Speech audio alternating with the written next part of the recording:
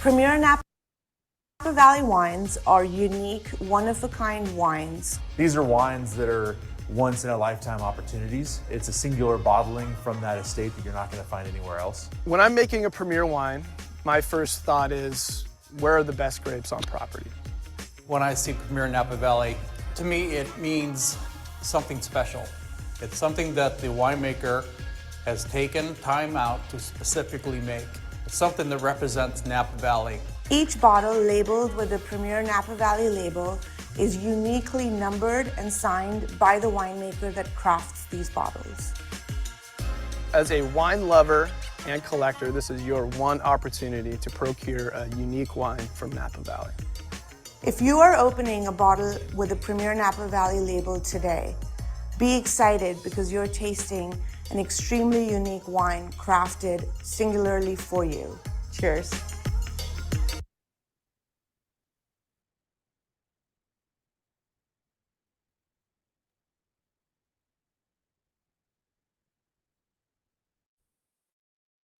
Hey everybody, welcome. This is Doug Shafer here in the Napa Valley. It's an exciting day today. It's the first day of Premiere Napa Valley 2024 week. I'm on the board of directors. I've been on the Premiere Napa Valley steering committee for, oh my gosh, probably 26 or 27 years.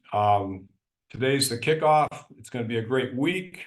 A lot of folks in the Valley, trade, winemakers getting together, tasting wines, current releases, library wines, and also 166 lots of Premiere Napa Valley 2024 auction wines. If you don't know, Premiere Napa Valley wines, as the video said, are pretty special. They're pretty unique. Special vineyards, blends, experiments. It's an annual opportunity for winemakers to spread their wings, push the envelope, experiment, try to get the best quality they can. And also this year, we have a focus on collaborative blends because our theme is embracing collaboration in winemaking here in Napa. So we've got actually 12 joint lots where 2 or more wineries have come together to make a special blend, which is pretty cool. PNV wines, great to acquire. They're cutting edge, they're top quality, unique, special treat for you and your customers. And if you're not here in person, no worries, man. You can register on Sotheby's website. You can start bidding right now. And if you're really into it and not doing anything on Saturday, you can live stream the auction and actually bid in real time then, which is so cool. So it's still time to register, so get on it. As I mentioned before, PNV celebrates our camaraderie here in Napa Valley this year. The spirit's been here a long time. Deep roots, the tradition of helping each other achieve the best wines possible. Many stories of winemakers sharing tractors, presses, crushers, picking bins, in the old days, sharing gondolas and learning from each other. Usually when we talk about the quality of Napa Valley wines, we focus on our climate, soil, and location as that being key to the quality. However, I think, personal thought here, and something that's rarely mentioned is the spirit of camaraderie and how we help each other out. And I think that's probably the #1 reason Napa Valley wines have risen to the world stage in a relatively short period over the last 20 or 30 years. So we have a record 12 joint lots this year in this year's auction. All of our panelists have been involved in creating them, which had to be a lot of fun. I look forward to hearing about those stories. So I'd like to bring on the panel now, kids. Here they are. Magical. So we've got Chelsea Barrett of Materra, 3rd generation. She's got an individual lot and a joint lot in this year's auction. Austin Peterson of OVID, 2nd generation, joint lot with Spotswood this year. And Jean Hoefliger of AXR, Debate, and others, unknown generation, hails from Switzerland. He's involved in a whole lot of lots. And I got to ask you, Jean, did I get your last name right? Yeah, you did. Great job. God, I was up all night worrying about that. Passed my first thing. Way to go. So anyway, Chelsea, tell us about your path to becoming a winemaker at Materra, a little bit about Materra and some of the mentors you might have had along the way. Absolutely. So I grew up in winemaking family. Both my parents are winemakers and my grandfather. So my grandfather is Dr. Richard Peterson. So he's been a winemaker since he started his career in the 1950s working for Gallo. And then on both sides, my mom is Heidi Barrett. So she's very well known, especially she has her brand La Serena. And then my dad's side of the family is Chateau Montelena. So yes, winemaking was always part of my childhood growing up here, and then pursuing it professionally, UC Davis internships, so on and so forth. And then eventually I found Materra through one of those good camaraderie connections. A close friend from UC Davis, Brittany Sherwood, who's the Heights winemaker, knew Harry Heights when Materra was looking for a new winemaker, and so that is how I got connected here. So Materra is in Oak Knoll District, but we don't have any cab on the property. So my premier lot is from our vineyard that is a Diamond Mountain cab. So usually for my main lot that we make as a reserve cab for Materra, I end up blending it with a little bit of Cab Franc that's in the property too. But my premier lot is just straight 100% Diamond Mountain cab. All right. Thank you. Austin. Version. Say it again. The abridged version. There you go. We can circle back. Austin, tell us about how you ended up at OVID and a little bit about OVID and who helped you along the way. Sure. Yeah, similar story. My dad was a winemaker. Actually, Chelsea's grandfather was my dad's first boss. So if you think the wine world's small, it's smaller than you imagine. But it's kind of wonderful in that way. And so I did my best as a kid and tried to resist winemaking for as long as possible. But ended up at Davis, studied there, spent summers working in vineyards and cellars. And making a little bit of wine for myself to help pay for school, and then spent a good amount of time traveling around, working in France for Michel, and then working with him here at OVID up on Pritchard Hill. For those that don't know, this is the view, could be from today, on a rainy day here in Napa, but this is the view from Pritchard Hill, kind of looking out over the valley. So we're 1,400 feet up above the valley floor on the east side of the valley. A spot that's super rocky, great for Cabernet Franc, and our premier lot features a fair bit of that. So that's the very abridged version of my my journey here. Thanks, Austin. Now, Jean, I really want to know your story because I actually don't know it. So, newsflash. Bring us up. How the heck did a boy from Switzerland end up in Napa? And how many wineries are you working with? And I was thinking last night, this whole spirit of collaboration and cooperation we have here in Napa, because I know I'm pretty sure you worked in the wine industry in Europe at some point or somewhere. Is it similar over there as here? Well, I'll start. Why am I in Napa, Doug? Well, unlike these very esteemed winemakers that are Austin and Chelsea, I ended up in winemaking out of failure. So nobody in the family is actually winemaker. They're all self-made men. But after 2 years of law school, I decided that playing cards and drinking wine every morning was enough. So I would pursue another path. And so I went, of course, being in Switzerland, into wealth management, and the same theme kept coming back. And despite the fact that us Swiss people are fairly slow, I got the recurring message and decided to go in the wine industry and started working as a cellarat in Switzerland, and then traveled a little bit to Dry Creek Valley, to Hartford family, South Africa, Carbonieux, came back to Switzerland to complete all the degrees, went to Lynchbach, and then always missed that entrepreneurial spirit. I think that Napa and the US has. I often think that the US compensates sometimes for their lack of history into learning, investing faster than anybody else. So I came back to Napa, worked as the winemaker of Newton, and then started Alpha Omega, and that's when a lot of people asked me to help them with their wines. And so when you ask how many people do I work with in Napa, I work with a dozen different brands. helping them make wine. And to finish on your last question, the camaraderie, is it different in Europe? Yeah, it is. It is different in Europe. In Bordeaux, first, it's historically very aristocratic. It is very more, I think, rival driven than collaboration. At least it was, in these days. When in Napa, for me, it's the polar opposite. Every time that, you have a friend, a winemaker that has an idea, that has a problem, you tend to jump right in to help them with, as you mentioned, as a press or anything else. So I think it's very unique to Napa, and probably also because people forget how small Napa is. It's less than 5% of California wine, altogether. It's 30 miles by 5, and that really creates a sense of community. Interesting. Thanks.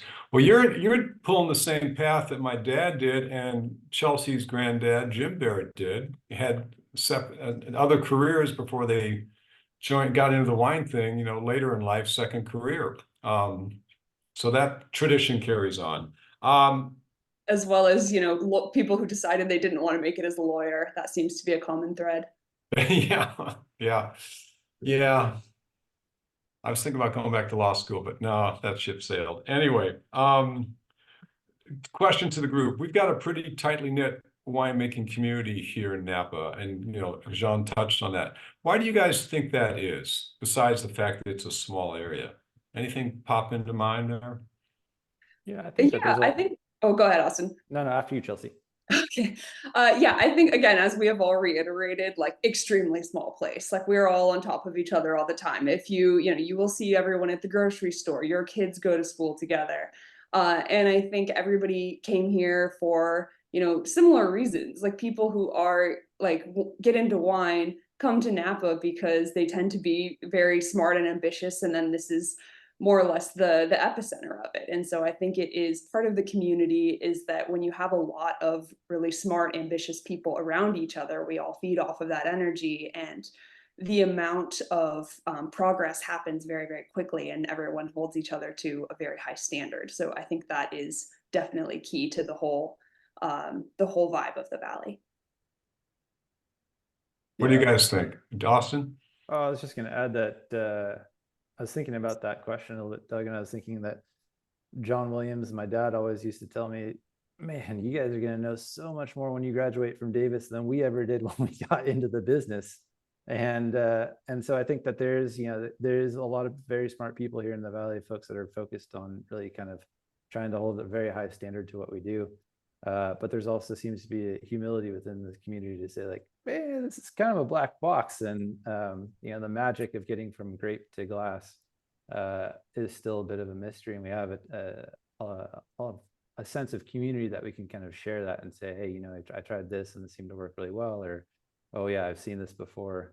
Let me help you through that project. Now, I've certainly experienced not that just in the community, but also even with my dad. It's great to call him up and say, like, hey, I'm seeing this, or what what do you think? And he's like, oh yeah, I saw that in '84. Like, don't do that. That'll be a disaster. Or try this out, or whatever it is. And I also think of, like, every harvest, there's always the first 2 weeks of harvest where everyone's like, man, have I done this before? There's all these new, like, are you seeing this? What's happening here? As we try and kind of puzzle our way through and into the vintage. So I think there's always there's a strong phone tree in the Valley for sure. I think, Austin, I would add also the share of a philosophical view of life, because I think the more society space is growing and getting faster, the more I think wine is a social tool for people to slow time down and enjoy it. And I think that the community, which is ultimately a farming community, is really into understanding the benefit with, of course, it's struggle, as Austin said, and you nailed it, Austin. I think the 2 first weeks of harvest, how many times do you call a friend or ask somebody to come and taste, or read, go again in the vineyard 5 times in a row to double check your picking decision. And I think that sense of helping is really specific to Napa Valley. Man, you guys mentioned the start of harvest. 40 years, and even at the end, it was just like somebody's always picking before we were. It was just like, oh man, are we missing it? Should we be picking? No, we can't pick. But the trucks are rolling. The trucks are rolling. I got to get going. You guys ever have that one? It's like everybody else is rolling and you're not yet. It used to drive me crazy. Oh, Especially a late harvest like this one, where it's just all you can do to sit on your hands. It's just like, I know I have to wait. I don't want to wait, but I know I have to. oh, I When go. you drive, Go ahead. when you drive early in the morning and you see lights for all the night picks and you're like not picking, yeah, your anxiety levels goes up by a few knots for sure. Oh, I used to go crazy. In fact, Elias got to a point where, I'd be just on him. It was like, we got to go. We got to go. He goes, you need to go play golf for a while. So he'd send me to the golf course, get rid of me. Anyway, Chelsea, I cut you off earlier. Tell me a little bit more about what you've got for PNV lots this year. I think you've got the Materra lot and you're in a collaborative lot with 16 other women, correct? Yes, I am. Yeah, so I have the 2 lots. So the one that I mentioned earlier, Materra's lot, is Diamond Mountain Cab. And then I'm also doing the collaboration that's the women's winemaking lot. So that's been really fun to work on. It's actually a lot of other winemakers that I've never met before. And so it's been fun. We've gotten together to work on that blend a few times. And so what we've all brought. And so then the blend is, so I think it is 14 different cabs, and then it is 3% Petit Verdot. And it's easy to remember because the Petit Verdot is my lot. So it's fun to have that be the odd one out. But yeah, I really enjoyed working on that blend, and it's absolutely delicious. So we'll be pouring that this Thursday also at Silverado is that tasting also. Super. Sounds exciting. What was it like? Did all 17, 16 people get together and work on the blend at the same time? That must have been a No, wild I mean, so set. everybody brought samples. So some people were definitely only able to just like, okay, I'm super busy. Here's the samples. And then there was a core group of us who did, more of the blend of figuring it out of like, how do you make all of these, very different things play nicely together. And so figuring out the ratios and which direction we wanted it to go. Man, that would have been fun. Next time you do that, let me know. Maybe I'd love to sit in. I won't say a thing. I'll Somebody sit got in. a couple of pictures, I think, for that. So I'm sure they'll end up in like the NBV, promotional stuff somewhere. But yeah, we definitely have some good pictures. Great. Question to the 3 of you. Any stories, any specific time another winemaker bailed you out or somebody bailed you out of a sticky situation? I know you've got some. All kinds. Yeah, I mean, borrowing picking bins from Nick down the hill at Screaming Eagle. We decided to make a little a little white wine back in the day, and that's been a real fun experiment. One of the key things that we kind of just forgot to really think about was the fact that we didn't have a press for white fruit. So that was a real fun, like, oh shit, I know I'm forgetting something.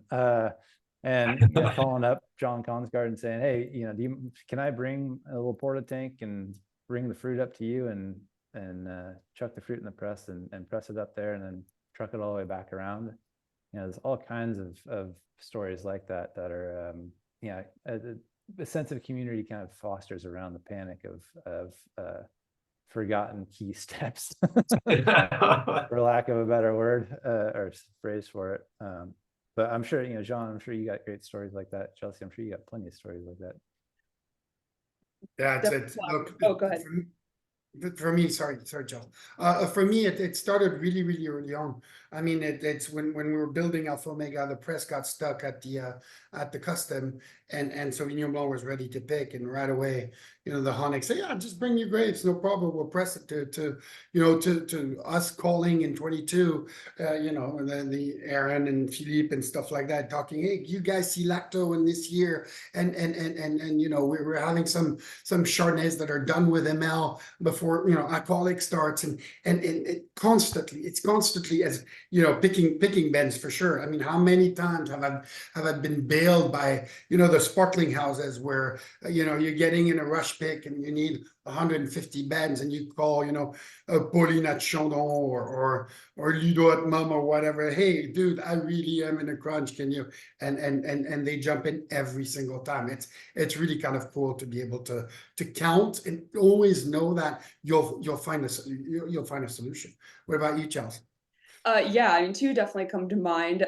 One is seeing Josh in the intro video, Josh Weideman, when he was the winemaker at Lewis. A couple of years ago, there was a dry ice shortage, definitely related to, COVID and factories. And so like you couldn't buy a container of dry ice to save your life. And Josh was kind enough to loan me one. That was a huge favor. So that was something that I think just speaks to that people really, really want to help each other. And then also piggybacking off of each other's research. So the DM closures have gotten to be more popular, but it feels like, initially a little bit of a risk. And I know Doug had done a bunch of, research. Shafer did all of the trials for like, are these closures really good?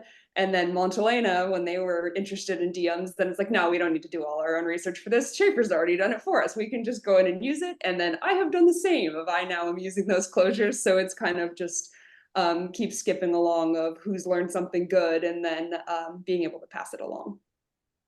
Well, I've got to jump in on that one, Chelsea. So, Elias got turned on by these DM corks, and I was like, yeah, let's do it. But we tested them for like 7 or 8 years before we kind of jumped in. And when we jumped in big. And all of a sudden, I get a phone call out of the blue from Bo, Chelsea's dad, who's a buddy. He's the ski buddy. Bo, if you're listening, I was just in Vail a couple of weeks ago and I skied Avanti. Remember that day we skied Avanti when we were hungover? Anyway, so Bo calls me up and goes, hey, these DM corks, what about them? I said, they're great, man. They're great. He goes, all right, I'm doing it. I said, well, aren't you going to check them out and test them? He goes, no, you've done it, right? I said, yeah. He said, okay, I'm good. Which was like, I'm glad they worked out. Boring about it was, who knows? Thanks for that. Austin, your PNV lot this year, what do you got cooking? What's in store? Yeah, we're doing a little collaboration with Spotswood. So both the Duncan and Novak families have known each other since 1972. And the Duncan family is the family that owns OVID, as well as Silver Oak and Toomey, and Timeless. And so this is kind of a chance to celebrate that connection, as well as the fact that, Aaron and I have been friends for a long time. He's helped me out. We don't make very much white wine, so I was looking for some Sauvignon Blanc, but not enough to actually pique a grower's interest. And he kindly said, hey, you know what, come take a couple of bins of ours, and that'll be a-okay. So it's been a long-standing friendship there, and connection between the two properties. And for our lot, it's 50-50. Most of that's Cabernet Franc from up here, from our side, and then Cabernet Sauvignon from Spotswood side. Super, if I don't say so myself, super tasty wine. Absolutely delicious. And we'll be pouring that obviously at the barrel tasting, as well as at Spotswood's open house and Chapelet. Good. And that's the 22 vintage, correct? 22 vintage, yep. Yeah, and I think the majority of the lots you guys are 22 vintage this year in the auction, and the majority are probably Cabernet blend type based wines. Just for info for everybody out there.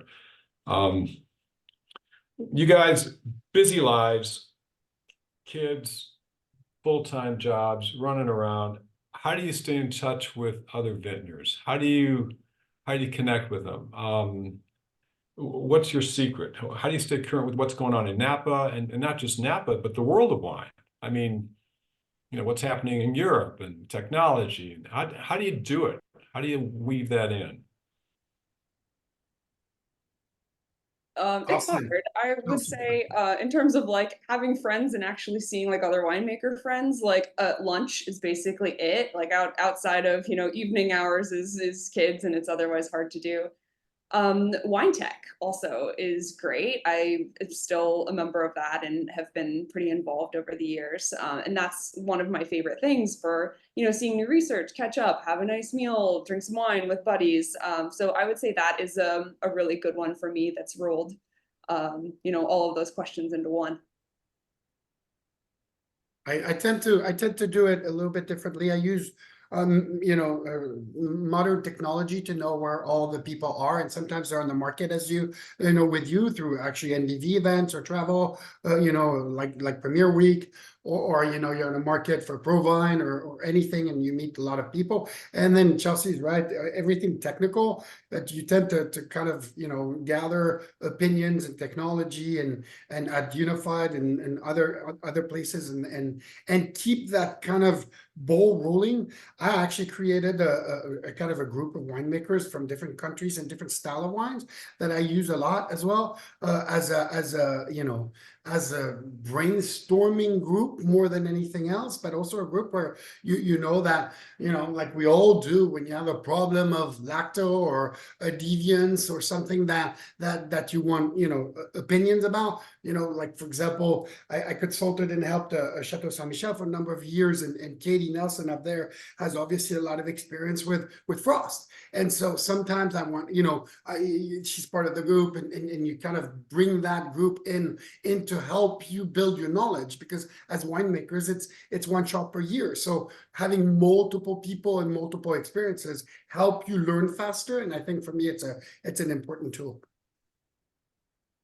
Yeah, I mean, communication, for sure. I had a group of friends that we used to get together once a week for dinner, and we'd all take turns cooking dinner, and, you know, one person would bring the wines, the other person would cook the dinner, and it was awesome. You know, it was so fun to kind of get together and talk about, you know, these wines that we're tasting, talk about winemaking, talk about the world generally, and that was wonderful. And that's kind of fallen off a little bit. You know, life gets in the way, as you said, Doug.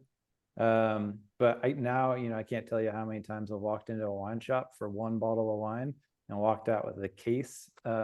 It's you know, the curiosity just gets the best of me, and I think just having a glass of wine with dinner and thinking about, okay, you know, how do they make this? Where is this from? What's the story with this? This is super interesting. Let me read some more about this producer, or call someone up who knows them. That sort of thing has been really useful. And then, yeah, as Chelsea said, getting together for lunch, or really the community that's formed through the grape growers and the vintners participating in those organizations has been great. To kind of keep touch with a number of folks that I might not otherwise see. It's curious because, you know, my group is disbanded, but gosh, for 10 or 15 years, we had a group of, it was a core group of about 8 or 9 people, and it expanded even to 12 or 15, but we'd get together, we'd try to do it twice a month, but it ended up being once a month, you know, just to taste, you know, taste 10 cabs, taste 10 shards from Napa, from California, from around the world. Are you guys involved in any tasting groups with other wine folks? Yeah, Intermittently, I've definitely been, you know, involved with a few over the years, but it's one of those things that, like, oh man, in the phase with little kids is like nearly impossible to keep up. I feel like more of my friends have sort of fallen off on like our, you know, regular tastings for a while. So that's something that I would really love to get back into. I obviously love tasting, but right now it's limited to, you know, whatever wine everybody who is a winemaker brought to the Super Bowl party. You know, it's very, very not formal right now. I'd say I'm in 3 maybe. So I try and keep those as religiously as I can, but yeah, life gets busy. So if you put them all together, I'm probably in 1 consistently. I remember this group I was in. It was all winemakers, you know, or assistant winemakers, and it was fun, but it was kind of intense. But it was very, you know. And I was telling somebody, a consumer or a trade person, about it. I said, yeah, I got this lot with, you know, this guy, this gal, this guy, this gal. And this consumer or trade person said, oh my gosh, that would be so cool to be a part of that or sit in on a tasting. Could I ever join you? And I said, no, you can't. He said, why not? Do you guys have rules? I said, no, because it will totally explode any myth or love of wine you have. And the guy goes, why? I go, because all we do is we just tear wines apart. That one's got too much oak. That's got aldehyde. That's this. That's that. They picked it too soon. It tastes like port. It's, you know, a shameless amount of new oak. I mean, it's brutal. And any quote outsider sitting in on that tasting would be like, oh, this is miserable. It was pretty interesting. It was tough, you know. Sometimes it's like, let's just enjoy it, even with the flaws. But That's our job. I think that's a switch that we all learn to, flip for our like very critical brain where we rip everything apart, and then where we can sort of flip that off and then just like remember like, oh yes, we love wine. Like this is great. Like we don't hate every single thing on this table. Exactly. That's what it sounds like sometimes. Yeah. One of those tasting groups I was in, we'd always joke that we needed to make like the winemaker's tool belt that would have like a little bit of copper, a little bit of oak, a little bit of sulfur. You could just tune That's a the good wine one. I out. like that. Well, another great quote from a guy I used to work with. He had a great, because we'd have those situations, and there'd be one wine that no one liked, and he'd say, "Hey, look, every wine needs a friend," So that's one I use a lot. Jean, PNV lots this year. You're involved in a ton of them. I think four, and then a joint lot on top of it. So what do you got lined up for us this year? So I'm involved in a few different lots. We have the Redwood block for AXR, which is 100% cab around the redwoods. And as you might know or not, redwoods are usually growing in colder soil.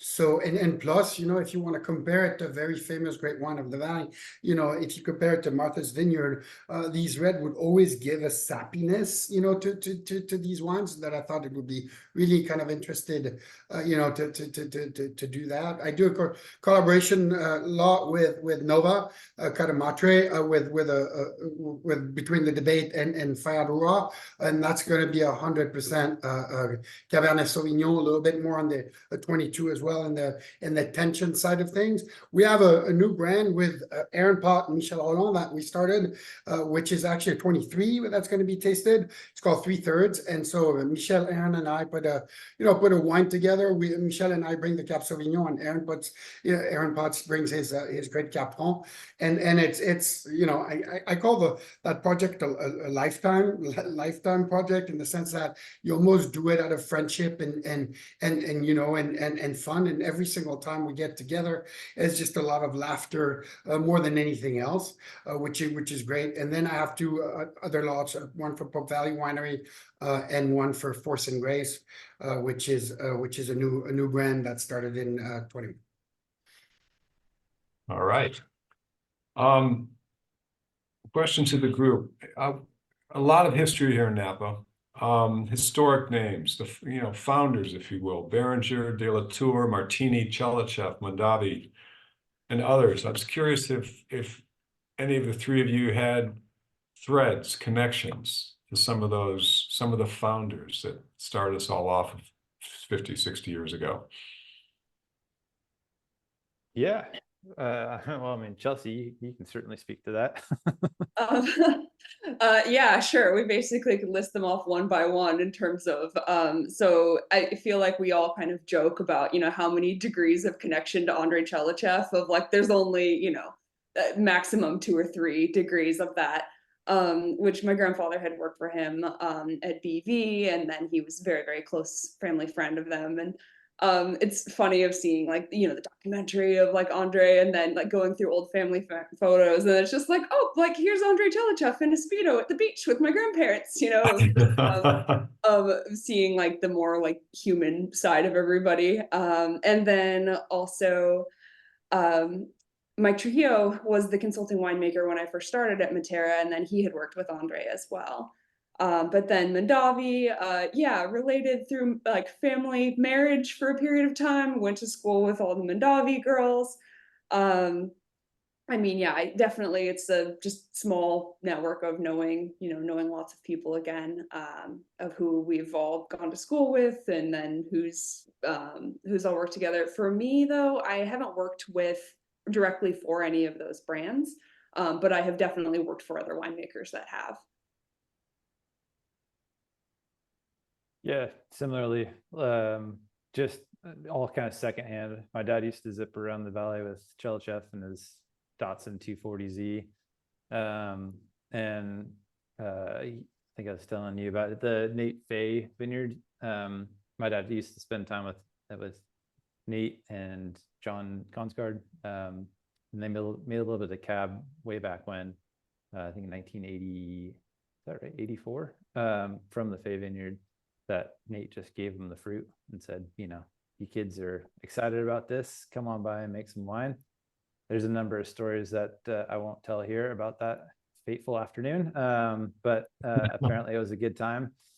So lots of kind of secondhand stories that kind of, the foundations of that collaboration that are still here certainly are kind of passed down through those experiences. And I think that certainly when the Valley was only 12 wineries, there was no choice but to be collaborative to kind of ensure that we all had success. And now that the Valley is a bit bigger, that collaboration still kind of continues. So fun to see those that core, those pioneers, the attitude that they instilled carry on. Yeah, the legends, the legends, I call them the legends of the Valley. And I remember having the chance when I was winemaker at Newton, we made Brother Timothy's, first, homage wine. He was still alive.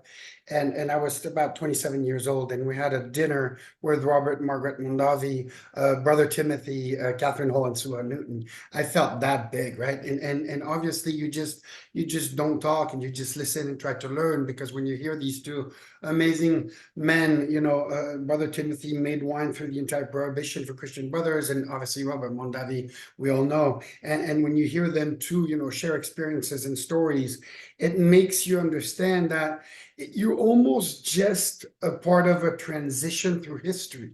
You're nothing else, right? You're here to take a land, to take a culture, transfer it, hopefully, if you do your job well, better to the next generation, but you almost never own it. You just a transfer, of things. And the late Mike Gergich, is and I were pretty close, because we were born 50 years apart on the same day. So we would always see each other and kind of talk, being neighbors from Alpha Omega to Gergich at the time.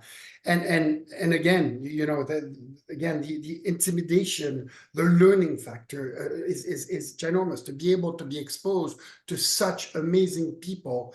And one of the things that I still do today with Geneviève Janssen, for example, who has been making wine with Mondavi for so long, is I always bring these people back into the wines that I make to have an opinion, because they have lived eras that I've never went through. And because of that, I think it's really interesting to be able to hear a feedback from a generation that is different, because we know that sometimes wine have tendency to go through trends, and these people have seen many trends, and for me can help me definitely improve my craft. Thanks, you guys. Someone made a comment about Robert Mondavi's famous quote. I'm going to mess it up. A rising tide floats all boats. And reminds me of a story. I'm just going to jump in here. I'd been at Shafer about 8 or 9 or 10 months. I was totally green. I was in the weeds. I walked into a mess. I didn't know how to fix this, how to fix that. I had TNTC, Brettanomyces. To you non-winemakers, that's just a real big problem everywhere. I had a couple wines I had to rebottle. It was, and I was lost. I didn't know what to do. And Randy Mason, who I worked with at Lake Spring for a couple of years, was fantastic. He was, bless his heart, he. Thank God Lake Spring was only a mile or two from Shafer, because I'd call him up and he wouldn't even say hello. He'd say, "I'll be there in 10 minutes." And he'd come over. He'd been at Chapelet for years with Kathy Corson and Tony Soder. He'd come over and I'd show him something I'd found. And this guy'd made wine for 12, 15 years by then. And he goes, "Wow, never seen this one before." It was like all the time. Anyway, the Mondavi story, someone said to me, "Hey, you should call up Brad Warner at Mondavi." I go, "Who's Brad Warner?" They go, "He's a cellar master. Make an appointment, go ask him go talk to him." I said, "Okay." So I called him up and set up the appointment, showed up. I had a legal pad with, three or four sheets of questions. How do you do this? How do you do that? That guy, I'd never met him before in my life. I sat in his office and he answered every question to the nth degree. I mean, he just gave me everything he knew. It was amazing. And I was just stunned. And at the end I said, "Brad, this is amazing. Thank you. This is 1984. I go, you just kind of gave it all up to me. Thank you. And why did you do that? And he said to me, he said, Mr. Mondavi, Robert Mondavi, has told all of us to share everything we know with everybody in the Valley as much as we can. 1984. And it was like, phew. So that was, the credit to that guy. Yes, he did a wonderful job with PR and marketing, but I think he really set the stage for people sharing ideas and working together, which was pretty cool. So, yeah, sorry, went off on a tangent there, you guys. I'm the moderator. I'm not supposed to speak, but I can't help it. So the question is, are Napa wines better because of collaborative and our camaraderie? I think, of course, the answer is yes, but why? Is there a why there that we can answer? Anybody have any thoughts on that one? I want to come back to quickly, Doug, Sure. on Premiere, because something really a lot of people don't realize is us as winemaker, we never see or rarely see these wines after. And so what's really cool is now NVV is bringing some of these old vintages back. So as winemakers, we can explore them and see how these unique blends, unique wine kind of perform. And for me, the question of collaboration is exactly the same. When you go with and start working, between OVID and obviously Austin and Spotwood, for example, or these 14 winemakers together, every personality gives a different perspective and different angle. And so it makes learning, from one another, and that collaboration, that wine, that much more unique. And I think for me, it's one of the most exciting wine to put together every year because it will never be in a way reproduced. All right. Any other ideas, guys? Oh, I mean, there's all kinds of stories just like that the outside perspective is so nice. I mean, I can't tell you how many times I've been working in the cellar and you're doing something one way and it's just like, God, this is backbreaking. I can't believe we gotta like shovel all this stuff out. And then your friend comes over and like says, why don't you just put a bin underneath the press? Like, oh my God, why didn't I think of that? So obvious. So if you didn't have you can't admit that one, man. You can't do that. Rookie mistake. Sorry. They don't let me out of the cellar very often. So no, I think that, it's really those kind of all that sort of interaction. You have such a quicker learning curve when you all kind of work together and say, okay, hey, us as a community, we're facing these issues, or hey, I'm new here and I need some help, or I have this, I'm looking at this challenge this year. How do you seen this before? How do we address this? And the idea that you can have that conversation, the collaboration, seems to get to a much better answer much quicker.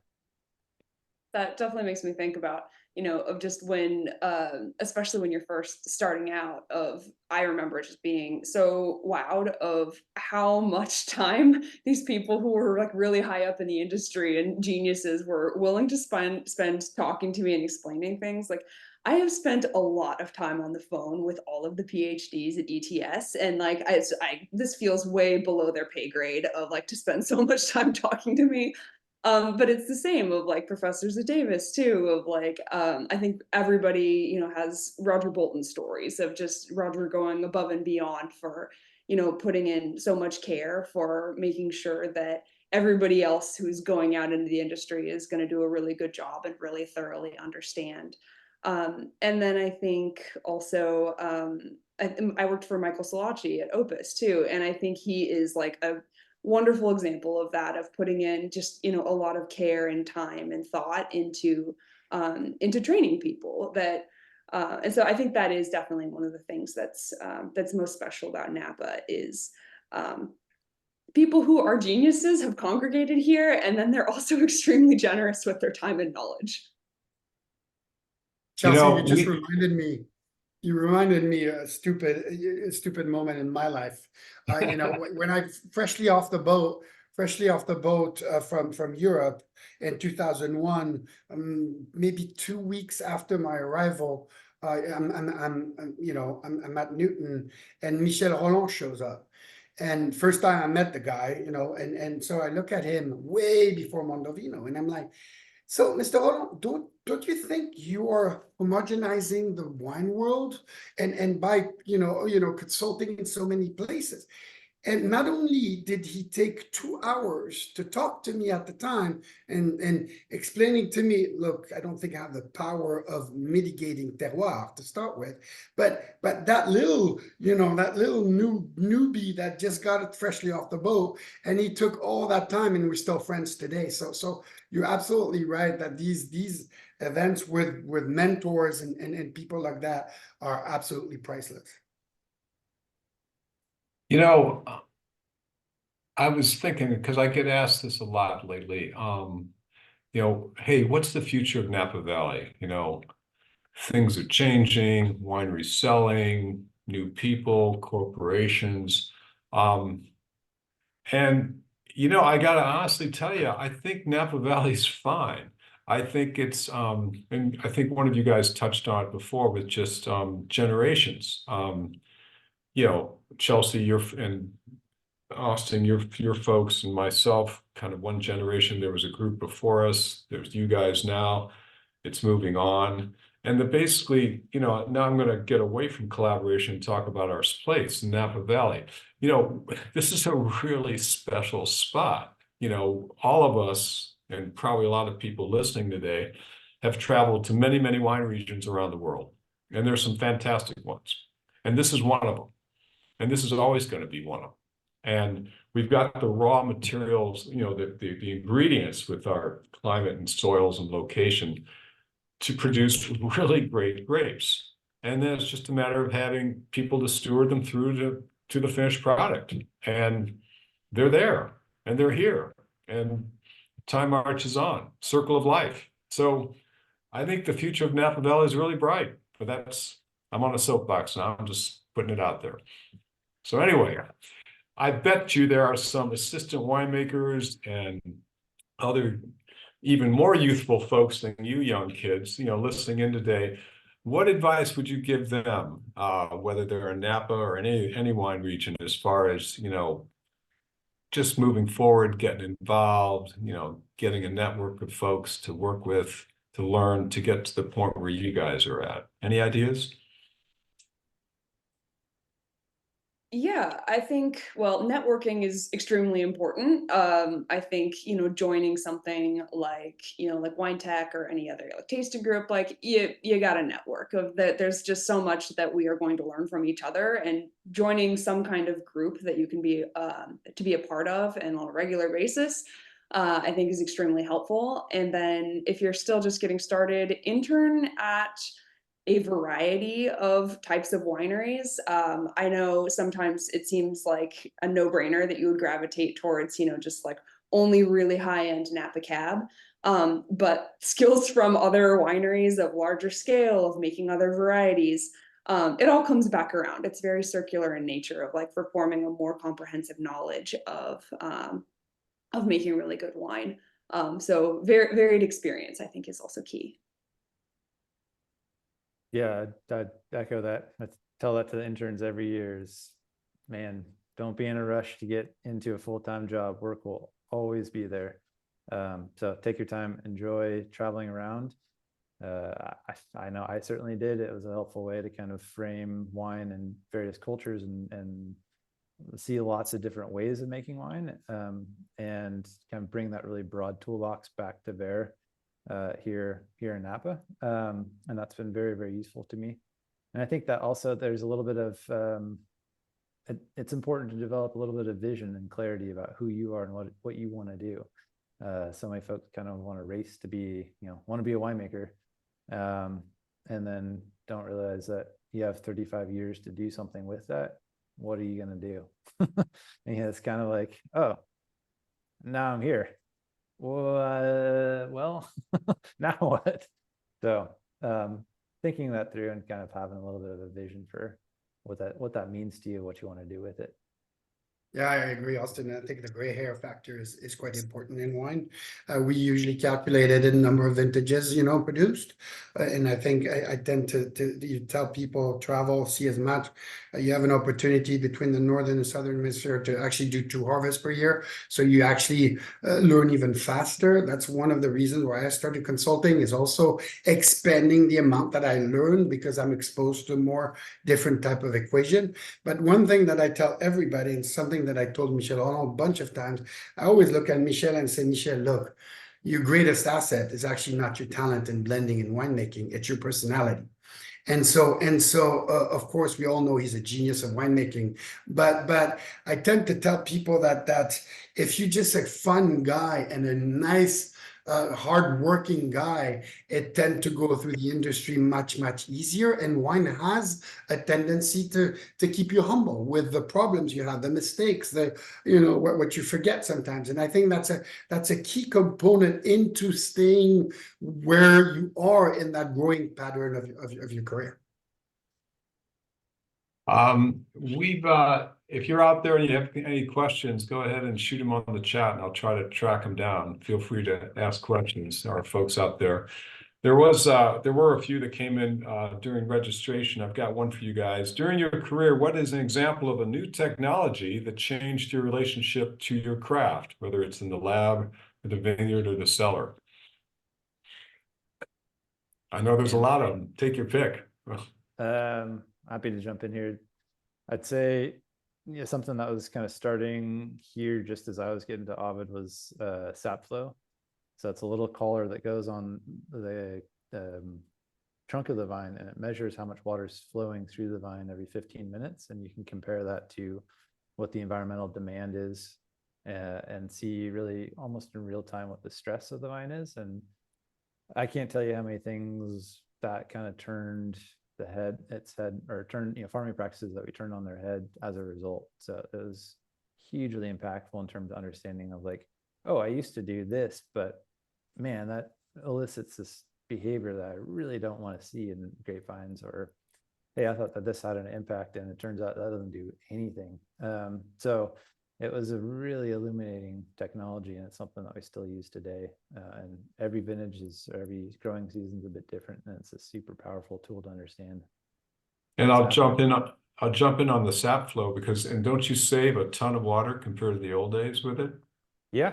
There's more efficient. Hey, OVID is, if you've been here, we get southwest exposure, and we're basically on a rock. And we've been able to design ways in which we can dry farm the vineyard or parts of the vineyard. So that's a real feat. And so being able to see how the vine behaves and kind of step back and tailor our practices to that has been pretty awesome. So yeah, you can definitely save a lot of money and water. Water, right. I would say, I think the big game changer for me is automatic pump overs of similar form, saving water, but just wow, like what a revelation of just the level of precision control, of really being able to do whatever you want, of being able to, pull samples while the pump is running, of just like, of making your whims like really accessible. It's great. I love it. Oh, come on. Time out. Sorry, Jean, I got to jump in. Automatic pump overs. You young kids. Okay, old guy talking. So when you guys came up, did you ever do them by hand, or was it? Absolutely. You always had a pump? Oh, okay. All right. I just want to make sure. It's much sure you have that major, whole season in Australia doing them by hand. Oh my God. Yeah, okay. All right. Like that's right up there with putting that bin under that press. It was like, oh my God, it's so much easier. Shoveling pumice is not for the faint of heart. Jean, I interrupted you, man. What's up? No worries. For me, more than a technology is actually, I've studied polymerization, which is the binding of tannin components and multiple other things, polysaccharides being included, and how the impact of polymerization impacts the mouthfeel of a wine, but doesn't change its ageability. Because for me, that was I think it took me 10 years to understand and really kind of master how to polymerize as much as I wanted to give these wines the density because we know that the wine consumption society consumes 95% of wine, wines are consumed within 48 hours of their purchase. So you have to accommodate aging because it's a question of legacy, but you have to also change the way the early perception of a wine is. And that's probably, with the help of ETS and Eric Hervé and all these guys, getting to really understand the chemistry and what can be done for that was really key. All right, thanks. Here's another question. Was any tequila involved in the collaborations? No, I plead the fifth. There you go. No worries. I think I know who wrote that one in. Another winemaker, I think, by the way. So anyway, I gotta mention something. Chelsea's mentioned Wine Tech a couple times. Is Wine Tech still going on? Oh, yeah. Is it monthly meetings? Yeah, we just had meeting was last week. Dr. Megan Bartlett it was more about the most recent topic was about drought tolerant rootstocks and different rates of very, very technical. I could get into it for another time, but yes, it is still going on. Now, Wine Tech, for those of you who don't know, it's at least in my day, it was, we met, I think, once a month, and dinner, and there would always be a speaker and some experimental wines to taste. But it was a great gathering of your fellow winemakers, and it was a wonderful time to share ideas. And the best part was afterward, you all go out and have a couple of beers and share stories and connect. That was wonderful for especially when I was starting out. And I do have to tell a story. I just popped into my head when you mentioned Wine Tech. I think I'd been at Shafer less than a year, 9 or 10 months, and I was at Wine Tech. And I ran into Kathy Corson, who at the time was winemaker at Chapelet. And she was not that far ahead of me, 3 or 4 years ahead of me, or maybe 5. And I didn't know her that well, but she cornered me and she came up and she looked me in the eye and she said, "How you doing?" And I was just in the weeds, continuing to still be in the weeds. I mean, I didn't, I was like, I'd never done this before. It was just like every day was like a fire drill.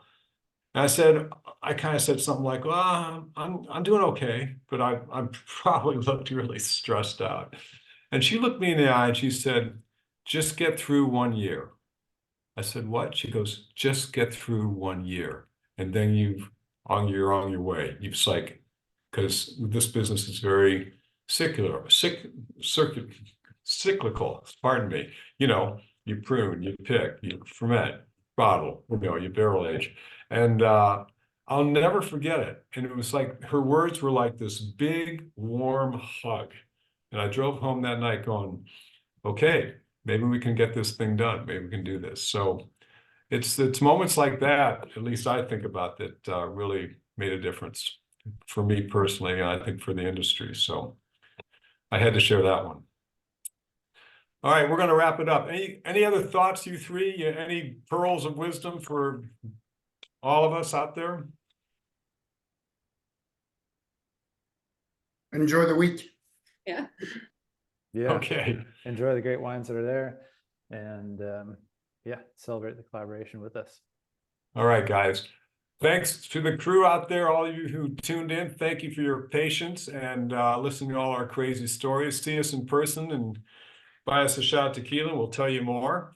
And remember, there's still time to register. You can get on napavintners.org right now, register. You can bid right now. You can live stream on Saturday and join us. So thanks for being here, and thanks for all your support of Napa Valley Wines, and have a great week. See ya. Thank you. Thanks, guys.